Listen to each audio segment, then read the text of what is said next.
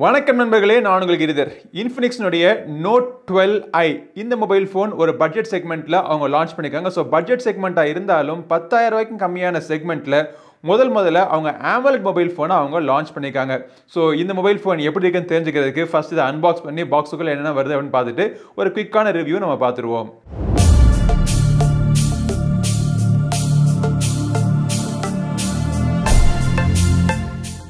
So இதான் இந்த Infinix Note 12i மொபைலினுடைய பாக்ஸ் பேக்கேஜிங். பாக்ஸுக்கு மேலே பார்த்தீங்க அப்படின்னா ஜியோனுடைய 10,000 ரூபா கேஷ்பேக் ஆஃபரும் போட்டிருக்காங்க. ஸோ நீங்கள் ஜியோ யூஸராக இருந்தீங்க அப்படின்னா உங்களுக்கு ஒரு 1000 ரூபா கேஷ்பேக் கிடைக்கிறதுக்கான சான்ஸும் இருக்குது. ஸோ எஃபெக்டிவ்லி இந்த மொபைல் ஃபோனுடைய விலை 9,000 கிட்ட வருது. ஸோ பின்புறத்தில் பார்த்தீங்க அப்படின்னா இந்த மொபைலினுடைய பல விவரங்கள் போட்டிருக்காங்க. நோட் பண்ண வேண்டிய விஷயம் என்னென்னா இந்த 9,000 ரூபா 10,000 செக்மெண்ட்டில் 33 வாட் சார்ஜர் கொடுத்துருக்காங்க. AMOLED டிஸ்பிளே ஏற்கனவே சொன்னேன். அது தவிர டூயல் ஸ்பீக்கர்ஸ் இருக்குது. ப்ளஸ் இந்த மொபைல் ஃபோன் ரன் இருக்கிற ப்ராசர் வந்து ஹீலியோ G85. இப்போ இதை அன்பாக்ஸ் பண்ணி பாக்ஸுக்குள்ளே என்னென்ன இருக்குது அப்படிங்கிறத நான் உங்களுக்கு காமிக்கிறேன். ஆல்ரைட், Note 12i மொபைல் ஃபோனுடைய பாக்ஸ் பேக்கேஜிங்கை நம்ம திறக்கிறோம். ஆல்ரைட், ஸோ இதான் Note 12i மொபைல் ஃபோன். இதை தவிர பாக்ஸுக்குள்ளே இதை சார்ஜிங் பண்ணுறதுக்கு 33 வாட் சார்ஜர் பாக்ஸுக்குள்ளே கொடுத்துட்றாங்க. USB Type A to Type C cable இருக்குது. சிம் எஜெக்டர் பின் கொடுத்துருக்காங்க. யூசர் மேனுவல் ப்ளஸ் ஒரு சில எக்ஸ்ட்ரா மார்க்கெட்டிங் டாக்குமெண்ட்ஸ்லாம் உள்ளே இருக்குது. அப்புறம் இந்த மொபைல் ஃபோனை ப்ரொடெக்ட் பண்ணுறதுக்காக ஒரு TPU ஜெல் கேஸும் அவங்க பாக்ஸுக்குள்ளேயே கொடுத்துட்றாங்க. ஸோ இப்போ இதெல்லாம் ஓரமாக வச்சுட்டு இந்த மொபைல் Infinix Note 12i எப்படி இருக்குது அப்படிங்கிறத பார்ப்போம். ஆல்ரைட், ஸோ Infinixனுடைய Note 12i மொபைல் ஃபோனோட டிசைன் பார்த்தீங்க அப்படின்னா முழுக்க பிளாஸ்டிக்கால் பண்ண ஒரு மொபைல் ஃபோன். சைடில் இருக்கக்கூடிய அந்த ரிம்ஸுமே பார்த்தீங்கன்னா பிளாஸ்டிக் தான், ஆனால் நல்ல குவாலிட்டியாக இருக்குது. கையில் பிடிக்கிறதுக்கு கம்ஃபர்டபுளாக இருக்குது. ரொம்ப ஹெவியாக இல்லை. எக்ஸாக்ட்லி வெயிட் எவ்வளோ இருக்குது அப்படின்னு சொல்லிடுறேன் உங்களுக்கு. 200 கிராம் கம்மி தான், 190 கிராம்ஸ் தான் இருக்குது வெயிட்டு. தின்னான மொபைல் ஃபோன். கீழ்ப்புறத்தில் பார்த்தீங்க அப்படின்னா ஒரு ஸ்பீக்கர் இருக்குது. ஆக்சுவலாக dual speaker, DTS supported speaker அப்படிங்கிறாங்க. ஸ்பீக்கர்ஸ் நல்லா லவுடாக இருக்குது. DTSனால லவுடாக இருக்குன்னு சொல்லல, குவாலிட்டி நல்லா லவுடாகவே இருக்குது. ஒரு USB Type Cக்கான ஒரு போர்ட்டு கொடுத்துருக்காங்க. ஸோ ஆனால் இந்த போர்ட்டோடைய லொக்கேஷன் பார்த்தீங்கன்னா சென்டராக இல்லாமல் கொஞ்சம் ஓரந்தள்ளி இருக்கிற மாதிரி இருக்குது. பரவாயில்ல, பக்கத்தில் மைக் இருக்குது. அதே மாதிரி 3.5 ஆடியோ ஜாக்கும் கொஞ்சம் ஓரந்தள்ளி இருக்கிற மாதிரி தான் இருக்குது. மேல் புறத்தில் பார்த்தீங்கன்னா எதுவுமே கிடையாது. ஒரு சைடில் உங்களுக்கு சிம் கார்டு ட்ரே கொடுத்துருக்காங்க. ஸோ இந்த சிம் கார்டு ட்ரே வந்து ஒரு ட்ரிபிள் கார்டு ட்ரே. இது வந்து ஒரு 4G மொபைல் ஃபோன். ஒரே நேரத்தில் 2 சிம் கார்டும் ஒரு SD கார்டும் போட்டு நீங்கள் யூஸ் பண்ணிக்கலாம். 4G Vivo LTE Vivo Wi-Fi எல்லாமே சப்போர்ட் பண்ணுது. மறுபுறத்தில் பார்த்தீங்க அப்படின்னா வால்யூம் பட்டன்ஸ் இருக்குது. அதுக்கு கீழே பவர் பட்டன் இருக்குது. ஸோ இந்த பவர் பட்டன் தான் உங்களுக்கு ஃபிங்கர் பிரிண்ட் ஸ்கேனரும் கூட. ஃபிங்கர் பிரிண்ட் ஸ்கேனருடைய ஸ்பீட் அண்ட் அக்யூரசி நல்லா இருக்குது. அதே மாதிரி இந்த மொபைல் ஃபோன் உங்களுக்கு ஃபேஸ் அன்லாக்கும் சப்போர்ட் பண்ணுது. ஃபேஸ் அன்லாக்கும் பார்த்தீங்கன்னா ஓரளவுக்கு ஃபாஸ்ட்டாகவே இருக்குது. இந்த Note 12i மொபைலினுடைய மிகப்பெரிய ஹைலைட்டே இதோடைய AMOLED டிஸ்பிளே தான். AMOLED டிஸ்பிளே சாதாரணமாக இப்போ எல்லா மொபைல் ஃபோன்லேயும் பார்க்குறோம். ஆனால் ஒரு 8,999 ருபீஸ்க்கு எஃபெக்டிவ் ப்ரைஸை விடுங்க, ஜியோ ஆஃபர்லாம் போக எஃபெக்டிவ் ப்ரைஸ் உங்களுக்கு 8,999 வருது. ஜியோ இல்லாதவங்களுக்குமே பார்த்தீங்க அப்படின்னா இந்த மொபைல் ஃபோன் ஒரு 9,999, 10,000 ரூபாய்க்கு கம்மியான விலையில் அவங்க லான்ச் பண்ணியிருக்கிறப்போ இந்த வேலையில் AMOLED பேனல் அவங்க லான்ச் பண்ணியிருக்கிறது நல்ல ஒரு வரவேற்கத்தக்க ஒரு விஷயம் தான். இந்த டிஸ்பிளேயோட சைஸ் பார்த்தீங்கன்னா 6.7 இன்ச் டிஸ்பிளே. பொட்டு நாச்சு இல்லாமல் சொட்டு நாச்சு தான் கொடுத்துருக்காங்க. பட் இது வந்து ஒரு ஃபுல் HD ப்ளஸ் ரெசல்யூஷன் கொண்ட ஒரு டிஸ்பிளே சுற்றி இருக்கிற பெசல்ஸ் பார்த்தீங்கன்னா தின்னாக இருக்குது. 92% உங்களுக்கு ஸ்க்ரீன் டு பாடி ரேஷியோ இருக்குது. 60 Hz ரெஃப்ரெஷ் ரேட் கொண்ட ஒரு டிஸ்பிளே தான். பட் இந்த டிஸ்பிளே பார்த்தீங்கன்னா பிரைட்னஸ் நல்லா இருக்குது. பீக் பிரைட்னஸ் 1000 நிட்ஸ் வரைக்கும் கிடைக்கும் அப்படிங்கிறாங்க. AMOLED பேனல் அப்படிங்கிறப்போ இந்த கான்ட்ராஸ்ட் ரேஷியோ எல்லாமே உங்களுக்கு பார்க்குறதுக்கு நல்லா இருக்குது. இந்த வேலையில் அவங்க இந்த பொட்டு நாச்சு கொடுத்துருந்தாங்கன்னா நல்லா இருக்கும். சொட்டு நாச்சு கொடுக்குறதே வந்து அதோட சைஸ் கொஞ்சம் இன்னும் சிறுசாக இருந்திருந்தால் நல்லா இருக்கும். ரொம்ப கொஞ்சம் பெருசாக இருக்குது. ஆல்ரைட், ஸோ கேமரா எப்படி இருக்குது அப்படிங்கிறத பார்ப்போம். ட்ரிபிள் கேமரா அப்படின்னு சொல்லுவாங்க, நம்பாதீங்க, சிங்கிள் கேமரா தான். ஒரே ஒரு மெயின் கேமரா பார்த்தீங்க அப்படின்னா 50 மெகா பிக்சல் கேமரா.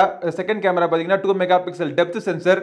அதுக்கு பக்கத்தில் அல்லக்கை ஒரு AI சென்சர் வேறு சென்சர் கொடுத்துருக்காங்க. ஸோ அது எதுக்குன்னு அவங்களுக்குமே தெரியாது, அந்த கேமராவுக்கும் தெரியாது, அதை விட்டுருங்க. 50 மெகா பிக்சல் மெயின் கேமரா வச்சு எடுக்கக்கூடிய ஃபோட்டோஸ் லைட் நல்லா இருந்துச்சு அப்படின்னா ஓரளவுக்கு நல்லா இருக்குது. அந்த டைனாமிக் ரேஞ்ச் கொஞ்சம் சஃபர் ஆகிற மாதிரி இருக்குது.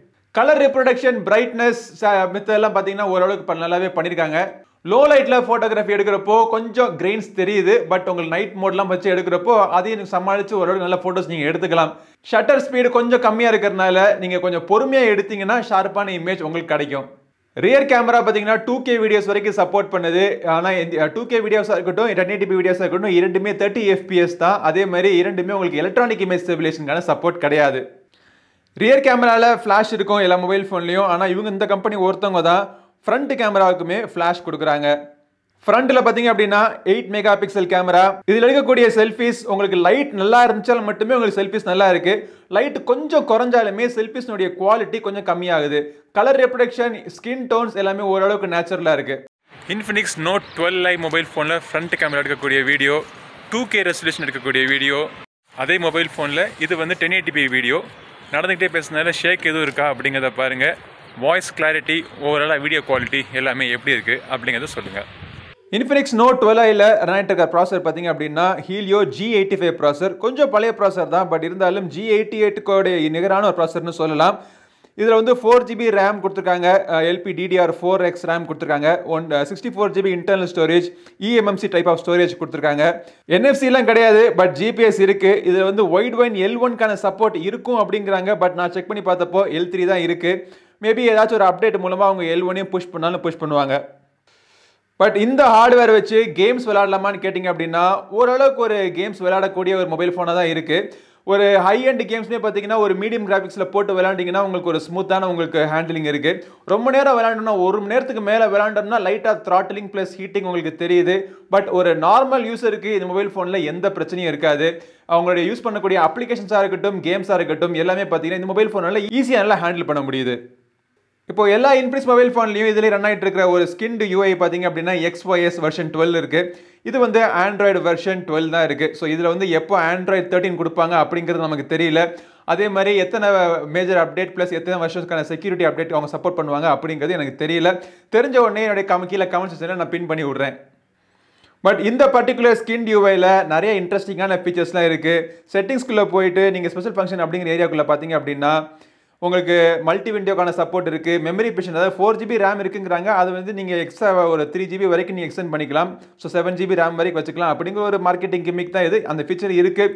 இது தவிர ஸ்மார்ட் பேனல், அப்புறம் சோஷியல் டர்போ, வாட்ஸ்அப் யூஸ் பண்ணுறப்போ அதோடைய கால் ரெக்கார்டிங் ப்ளஸ் வாட்ஸ்அப்பில் உங்களுக்கு அனுப்பிச்ச மெசேஜை டெலிட் பண்ணிட்டாங்க அப்படின்னா அது நீங்கள் திரும்பி பார்க்குறதுக்கான ஆப்ஷன், இந்த மாதிரி பல ட்ரிக்ஸ் எல்லாம் இதில் இருக்குது. கேம் மோடு இருக்குது, அப்புறம் எக்ஸ்க்ளோன் அப்படின்னு சொல்லிட்டு டூயல் அப்ளிகேஷன்ஸ்க்கான ஆப்ஷன் இருக்குது.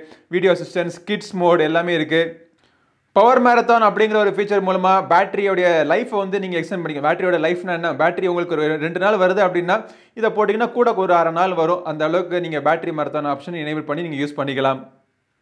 5000 mAhக்கான பேட்டரி இருக்குது. சிங்கிள் சார்ஜ் பண்ணிங்கன்னா 33 வாட் சார்ஜ் சப்போர்ட் இருக்குது. சார்ஜ் ஆகிறதுக்கு ஒரு 1.5 மணி நேரத்துக்குள்ளே ஃபுல் சார்ஜ் ஆகிடுது. ஒன்ஸ் சார்ஜ் ஆகிடுச்சு அப்படின்னா இந்த மொபைல் ஃபோன் சாலிடாக உங்களுக்கு 2 days வரைக்கும் தாக்கு பிடிக்கும். ஸோ கண்டிப்பாக ஒரு 10,000 ரூபாய்க்கு ஒரு மொபைல் ஃபோன் நீங்கள் தேடிக்கிட்டு இருந்தீங்க அப்படின்னா இந்த மொபைல் ஃபோன் ஒரு நல்ல ஆப்ஷனாக எனக்கு தெரியுது. தாராளமாக நீங்கள் வாங்கலாம். இது வாங்கணும்னு நினச்சிங்கன்னா அது வாங்குறதுக்கான லிங்க் வீடியோ டிஸ்கிரிப்ஷனில் இருக்குது. கிளிக் பண்ணி செக் பண்ணி பாருங்கள். இந்த பதிவு பிடிச்சிருந்தா லைக் பண்ணுங்கள். நம்ம சேனலுக்கு இன்னும் சப்ஸ்கிரைப் பண்ணாதவங்க சப்ஸ்கிரைப் பண்ணிட்டு கூடவே இருக்க பெல் பட்டனை ப்ரெஸ் பண்ணிடுங்க. அடுத்த ஒரு பதிவில் உங்களை மீண்டும் சந்திக்கும் வரை உங்களிடம் இந்த விடைபெறுவது உங்கள் நண்பன் கிரிதர். வாழ்க தமிழ், வளர்க பாரதம். நன்றி, வணக்கம்.